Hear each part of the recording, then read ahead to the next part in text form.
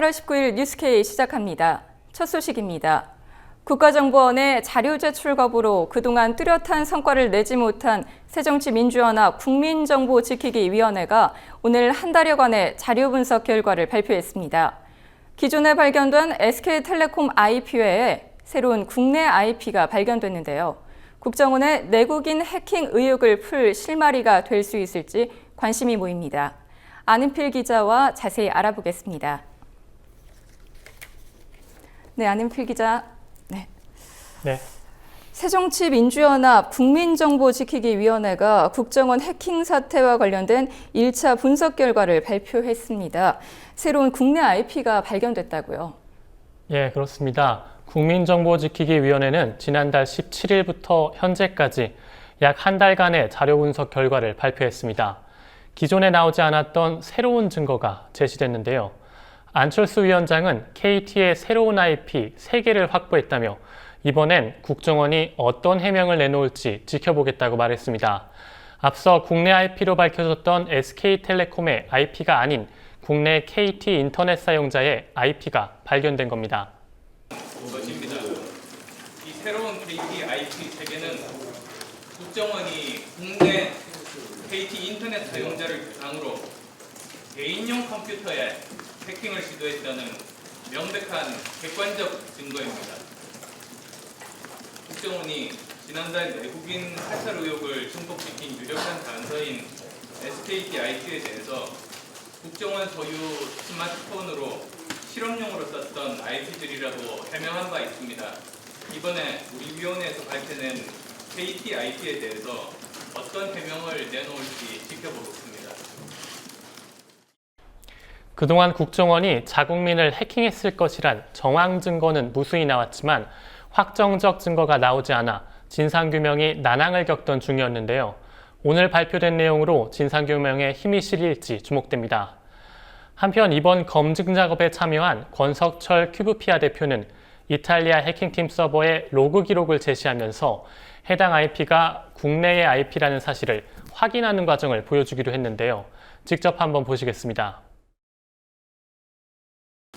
확인을 하면 불쌍은 작지만 보시면 코넷이라고 해서 대한민국 IP는 IP가 이용됐습니다.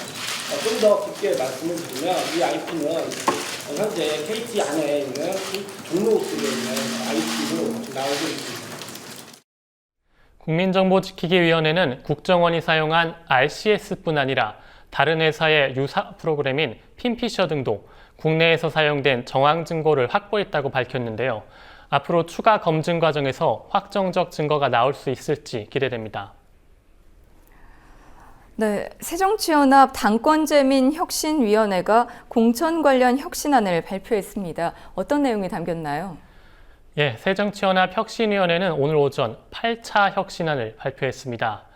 8차 혁신안에는 내년 총선 공천심사와 직결될 선출직 공직자 평가위원회에 대한 구체적인 사항이 담겼는데요. 김상곤 새정치연합 혁신위원장은 발표에 앞서 20대 총선의 원칙과 목표를 먼저 밝혔습니다. 김 위원장은 제1원칙은 국민의 참일꾼을 선출하는 것이며 제1목표는 총선 승리라며 시스템 공천, 좋은 인물 공천, 이기는 공천에 혁신안을 마련할 것이라고 말했습니다. 시작합니다. 기존의 공천은 계파의 이익을 대변한 면이 없지 않습니다. 이는 당내 갈등을 일으켰고 국민적 실망으로 이어졌습니다. 종국에는 무능과 패배라는 낙인을 우리 당에 찍게 만들었습니다. 그러나 28 전당대회의 정신을 계승해서 혁신위가 내놓는 새로운 시스템 공천은 실력, 도덕, 정체성을 기준으로 삼을 것입니다. 혁신위는 이어서 공직자 평가위의 구성과 운영, 평가 항목 등을 밝혔는데요. 혁신위는 평가 결과 하위 20%에 해당할 경우 공천에서 배제된다고 발표했습니다. 김상곤 혁신위원장은 국회의원에 대한 평가 항목에 대해 의정활동과 공약이행도, 선거 기여도, 지역구 활동, 다면평가, 지지도 여론조사 등이라고 설명했습니다. 평가 항목의 반영 비율은 지지도 여론조사와 의정활동 및 공약이행 평가가 각각 35%로 가장 높았고 다면평가 10%, 선거기여도 평가 10%, 지역구 활동 평가 10%였습니다. 또한 평가위원회 구성은 100% 외부 인사로 구성되고 위원장은 최고위원회의 의결을 거쳐서 당대표가 임명합니다. 위원의 경우에는 위원장의 추천을 받아 역시 최고의 의결을 거친 후 대표가 임명합니다. 네, 다른 평가 항목은 기존과 크게 다르지 않아 보이는데 다만 그 선거 기여도 이런 항목은 새로워 보입니다. 어떤 내용인가요? 예, 쉽게 말해 임기 내 해당 선거구의 정당 득표를 비교하겠다는 건데요. 각 지역구마다 지난 2012년 총선과 2014년 지방선거에서의 비례득표율을 비교해 선거 기여도를 평가하겠다는 겁니다. 혁신위원인 조국 서울대 교수는 선거 기여도 평가에 대해 특정 지역이나 계파의 문제가 작동하지 않고 개량화될 것이라고 말했습니다.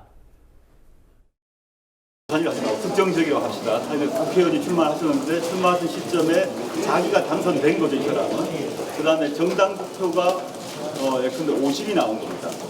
근데 다음 선거 강력 선거가 있고 같은 땅입니다. 같은 영역에서 같은 지역인데 광주시장, 북동북시장에서는 내 지역에서 10%가 나왔다 이거죠. 자기는 당선되었고 자기 당선 총선 시점에 50%의 정당 지지를 했는데 강력에 갔더니 정당 지지율이 10%로 떨어졌어요. 같은 조건이죠. 모든 분에게. 타 지역구와 비교가 아닙니다.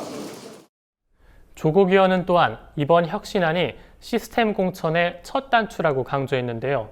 기존의 공천심사위원회가 평가와 선발을 동시에 해서 개파 나눠먹기란 비판이 나왔던 것이라며 이번 혁신안은 공천 과정을 평가와 선발이라는 두 단계로 나눈 것이라고 설명했습니다.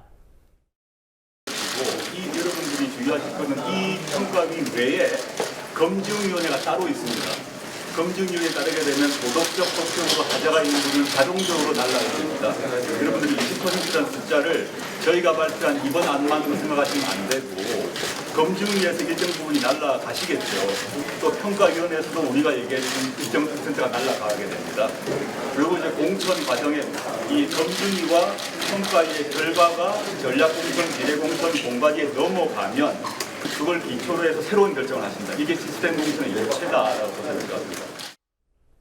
평가위와 검증위에서 전체 선출직 공직자 중 20%를 먼저 제하고 나면 그 이후 전략공천위원회와 공천관리위원회가 나머지 80%에 대한 평가 점수를 가지고 전략공천, 비례대표 등 공천 심사를 진행하게 된다는 겁니다.